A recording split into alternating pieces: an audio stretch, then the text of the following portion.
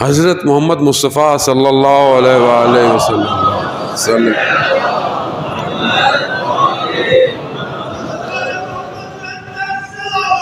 اللہ صلی علی محمد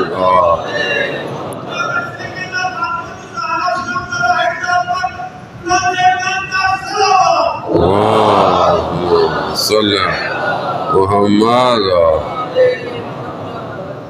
رسول خدا نے مولا کائنات سے بیان فرمایا کہ کچھ چیزیں نجات کا باعث ہیں. پہلی چیز خدا کا خوف ہونا، علن یعنی لوگوں کے سامنے اور چھپ کے، دونوں. یعنی خدا کا خوف رکھنا لوگوں کے سامنے بھی اور اپنی تنہائی میں بھی، یہ نجات کا باعث بنتی ہے. انسان ہو سکتا ہے لوگوں کا خدا کا خوف نہ رکھے، لوگوں کا خوف رکھتا ہو، لوگوں کے سامنے غلط کام نہ کرتا ہو، لیکن چھپ کے غلط کام کرتا ہو، تو یہ نجات نہیں پا پائے گا. بنی اسرائیل کا ایک عارف تھا، عبادت گزار، اور کچھ دن میں اس نے دیکھا کہ اس کی عبادت سلب ہو گئی ہے، عبادت نہیں کر پا رہا، نہ گریہ ہے نہ زاری ہے. کچھ عرصے کے بعد اسے احساس ہوا کہ میری کیفیت نہیں ہے وہ.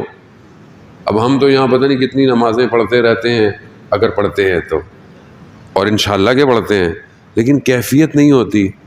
کبھی آپ نے محسوس کیا کہ میں نے ہفتہ ہفتہ نماز پڑھ لی مگر مجھے کبھی رونا نہیں آیا، کبھی مجھے سجدے میں گریہ کرنا نہیں آیا؟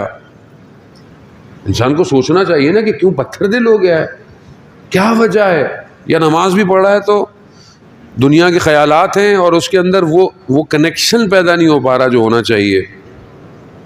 کیا وہ لذت کا مجھے محسوس ہوتی ہے کہ کیا یہ لذت بھی ہے عبادت میں؟ کوئی ایسی چیز آنکھوں میں سے آنسو آ جائیں خدا کی بارگاہ میں. تو اس کی کیفیت ایسی تھی، اس نے دیکھا کچھ دن نہیں ہوا، پریشان ہو گیا. اس نے بہت زیادہ جو ہے وہ خدا کی بارگاہ میں کہا کہ پروردگار مجھ سے کیا غلطی ہو گئی ہے؟ تو آواز آئی، ایک چوڑیا نے تمہاری شکایت کی ہے. چوڑیا نے، چھوٹا سا پرندہ ہے، کہا اس نے شکایت کی ہے. تو اسے یاد آیا کہ چند دن پہلے ایک چڑیا آ کر کھڑکی میں بیٹھی تھی تو بچوں نے کہا کہ ہمیں پکڑ کے دے، ہمیں کھیلنا ہے. تو اس کو پکڑ کے دیا اور بچوں نے اس کے ساتھ کھیلا. تو اسی کھیلنے ہنسنے میں اس کو بہت زور سے لگی اور وہ کہیں وہ زخمی ہو گئی. اس نے خدا کی بارگاہ میں شکایت کی.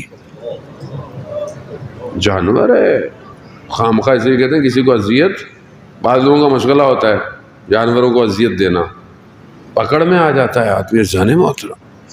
اور جو انسان کو اذیت دیتا ہو وہ کہاں جائے گا؟